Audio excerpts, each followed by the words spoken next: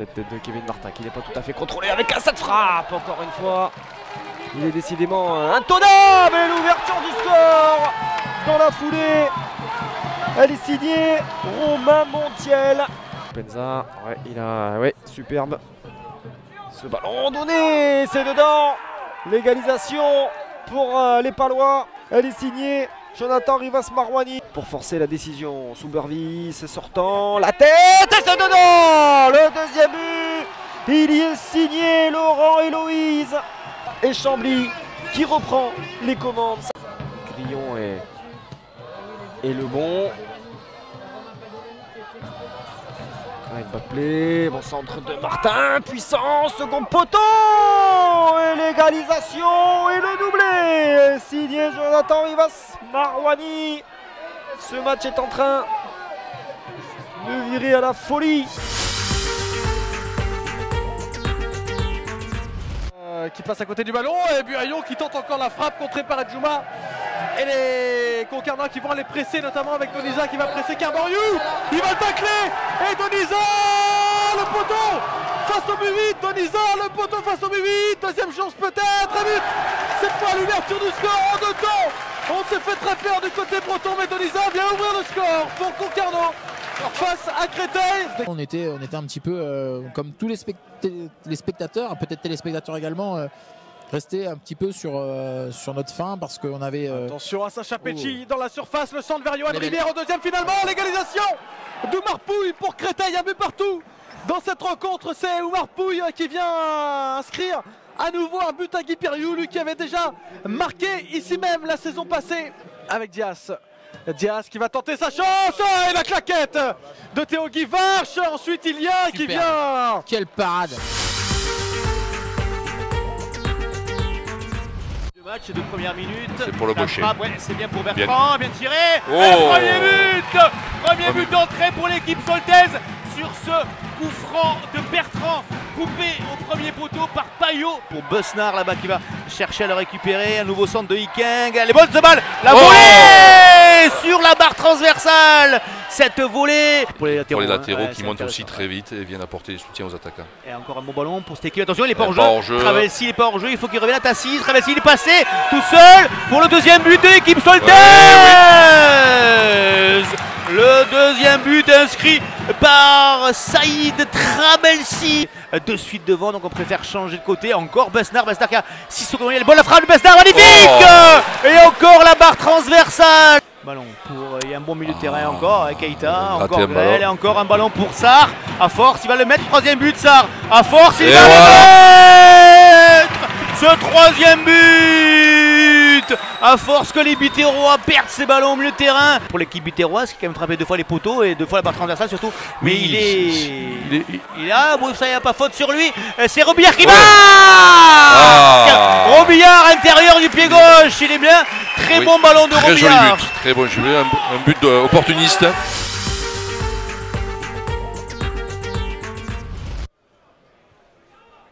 Ça va être compliqué pour les Ruténois de gagner tous les duels aériens parce qu'il y a il y a des joueurs pas athlétiques. Attention par ce ballon là, la surface centrale, Livola. Oh, et c'est le magnifique. but. Magnifique but de Livola sur une remise de Corocone qui a récupéré le ballon face à Gonzalez. Allez, Nakate qui va essayer de percuter un petit peu face à Gonzalez et Sanaya. Nakate qui va très vite et encore intervention de Sanaya. Ça va très vite. Et le penalty. Voilà. C'est très bien provoqué côté Boulonnais. Corocone peut-être pour le 2-0. Corocone et le but de Corocone, le deuxième but Boulonnais ici à Polignon, 2-0. Nassim Ouamou, Pierre Ruffo. C'est Nassim Ouamou qui s'est chargé. Il est direct le but de Nassim Ouamou qui réveille le stade Polignon. Superbe coup franc du gaucher ruténois et le Rodez Aveyron Football qui réduit la marque. Hugo Gonnet face à 4 Boulonnais, il a trouvé Maxime Ras, le poteau sur cette superbe frappe. Toujours les mêmes hommes, mais c'est Ruffo qui va s'en charger.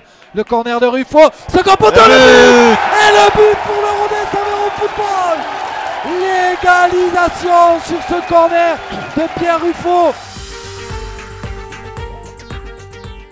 Peut-être avant la fin de cette première période de se créer une occasion vraiment dangereuse. La frappe à venir dans la surface de réparation. Oh, c'est très dangereux. Et l'ouverture du score. Oh non, c'est pas possible. Riba qui ne touche pas la balle, donc c'est un 6 mètres. Et Belhammer qui c'est plus dur de la mettre à côté que de la mettre dedans. Oh là là, ouais, c'est. Ça c'est bien joué en remise. Ils s'en remettront. Attention la frappe. Et l'ouverture du score finalement de cette équipe d'Avranches. Il aura suffi d'une occasion de plus. C'est la défense et plus précisément Alistair Bizolon qui va récupérer. Allez, la frappe à venir peut-être pour Sotoka. L'égalisation de Florian Sotoka dans la foulée. Grenoble réagit. Julien Delétraz qui va pousser dans la profondeur. Désormais il n'y a pas de hors-jeu. Il n'y a pas de hors-jeu. Jesse Bennett qui va récupérer. Le deuxième but du GF38. Jesse Bennett qui se régale dans la surface de réparation. Olivier Guégan disait un petit peu, hein, il a bien résumé la situation. Il a dit que toutes les équipes connaissent des passages à vide. Attention. Allez, Arsène Logo dans la surface de réparation. Arsène Logo peut-être la passe en retrait. Deuxième but, Arsène Logo qui fait le travail dans la surface de réparation. Florian Sotoka à la récupération. Et deuxième corner de la rencontre pour l'USLD. C'est bien frappé, c'est dedans. Voilà. Cédric Tuta qui va voir sa tête rentrer au fond du filet de Michael Salamon. Ouedraogo, le double buteur de la dernière rencontre de championnat du côté de Boulogne. L'intervalle est retrouvé pour Ozan Latouchant qui n'est pas hors jeu. Et la fixation sur Fachon, il y avait peut-être une petite main là de la part de Fachon et finalement il a préféré tenter sa chance, poteau sortant. Ouais, centre envoyé par la tête de Baba Touré, derrière Griche peut prolonger sur Cédric Tuta. On voit les bonnes intentions de suite de l'équipe de l'Entente. Oh, l'ouverture pour Mathias Serin, il n'est pas sorti. Michael Salamon, Mathias Serin, ça va faire 2, oui 2-0 pour Dunkerque. 2-0 pour Dunkerque, 45 secondes de jeu seulement, seconde période. Va essayer de se jouer de Bongongui, voilà c'est fait, peut-être Sané dans la surface de réparation. Quel magnifique sauvetage d'Esteban Sales. Réparation et du côté des joueurs du Red Star alors qu'il n'y a pas hors-jeu. Sané qui va se présenter face à Sales, le crochet de Sané. Ouh, le ballon qui passe juste au-dessus de la barre transversale. Où il va peut-être servir Adrien Dabas cette fois-ci dans la surface de réparation. Adrien Dabas, la frappe manquée. Oh, le sauvetage in extremis.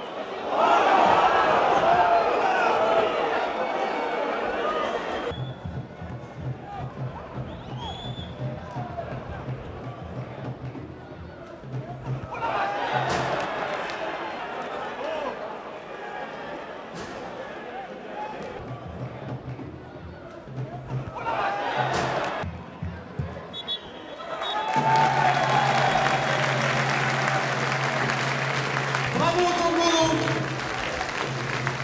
pour ce match nul, un but partout. C'était la deuxième journée.